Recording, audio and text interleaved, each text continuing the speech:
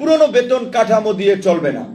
এই টিফিন ভাতা 200 টাকা, সেই বাংলাদেশ নতুন ভাবে গড়ে উঠবে। সেই বাংলাদেশ পুরনো সংবিধান, পুরনো আইন, পুরনো বেতন কাঠামো দিয়ে চলবে না। আমরা পরিষ্কারভাবেই বলেছি, আমরা নতুন সংবিধান রচনা করতে চাই। আমরা উপনিবেশিক আইনগুলো বাতিল করতে চাই, উপনিবেশিক প্রথাগুলো আমরা বাতিল করতে চাই। এখানে হাস্যকর এটা যে একজন আপনার এই টিফিন ভাতা 200 টাকা, একটা ধরেন এখন টিফিন মানে কি আপনার একটু হালকা নাস্তা খাওয়া, তাহলে একটা স্যান্ডউইচ কিনতে গেলেও 40 টাকা লাগে। তাহলে এটা তো এক সপ্তাহও নাস্তার টাকা না। তাহলে এই যে সেই মানদাতার আমলে রেখে গিয়েছেন আর এটা পরিবর্তন করে নাই, তাহলে একজন মানুষের 15,000 টাকা বেতন দেয়া কিভাবে আপনি বলবেন যে তারে সৎভাবে চাকরি করতে, কিভাবে বলবেন তাকে অনিয়ম করতে?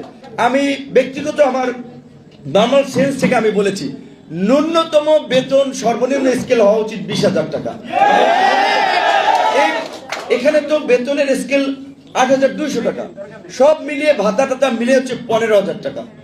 এখনকার বর্তমান বাস্তবতায় একজন শ্রমিক ধরেন যারা একেবারে যেটা বলে খেতে খামারও কাজ করে কিংবা ডে লেবারার, সেও কিন্তু 600 টাকা 700 টাকা তার মজুরি নেয়। অবশ্যই তারাও হাড়ভাঙা পরিশ্রম করে, আপনিও তো পরিশ্রমটা একইভাবে দিচ্ছেন। তাহলে আপনার যে মানে এইটা তো আমাদের স্বীকার করতে হবে, বাংলাদেশের আর্থ সামাজিক প্রেক্ষাপটে মানুষ মনে করে আপনি এক সরকারি চাকরি করেন।